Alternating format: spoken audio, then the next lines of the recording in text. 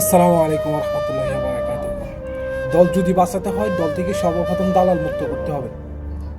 2024 সালের 5 আগস্টে শেখ হাসিনার পতনের পরে বাংলাদেশ জাতীয়বাদী দল বিএনপির ভিতরে যে পরিমাণ দালাল ঢুকে পড়ছে, সে দালাল যদি মুক্ত না করা যায়, তাহলে এই বাংলাদেশ জাতীয়বাদী দল বিএনপির জন্য খুবই একটা দুঃখজনক এবং খুবই অস্থির একটা পরিস্থিতির সামনে আরও আসতে পারে।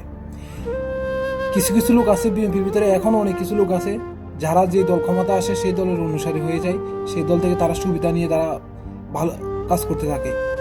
এই লোকগুলোর কারণে বর্তমানে যারা রাজনীতি, যারা ত্যাগী কর্মী, নির্যাতিত কর্মী, আমরা দেখতে পাচ্ছি এই লোকগুলোর কোনো মূল্যায়ন থাকে না। এই লোকগুলোর ভিতরে তাদের দলীয় লোকদের ভিতরে অনেক বেশি কোন্দল সৃষ্টি হয়ে যায়। বিএনপি লোকদের কেন কোন্দল বাজে জানেন? এই লোকগুলোদের মূল কোন্দল বাজার কারণটা হচ্ছে কিছু দালাল, তেলবাজ কিছু লোক এখানে অংশগ্রহণ করার কারণে তাদের ভিতরে অনেক কিছু ঝামেলা হয়ে যায়। এমন কিছু লোক আছে যারা আওয়ামী লীগের আমলে আওয়ামী লীগ থেকে সুবিধা নিয়েছে। ঠিক বিএনপি এখনও ক্ষমতায় আসে নাই, কিন্তু বিএনপি আসার সম্ভাবনা আছে। এই কারণে বিএনপির ভিতরে এরকমভাবে ঝামেলা জট বাজাই দিয়েছে যে তারা একটু ভালো থাকার জন্য। এইসব লোকগুলোকে চিহ্নিত করুন, দল থেকে বহিষ্কার করুন, গণতান্ত্রিক দেশ গড়ার লক্ষ্যে সবাই সহযোগিতা করুন। ধন্যবাদ।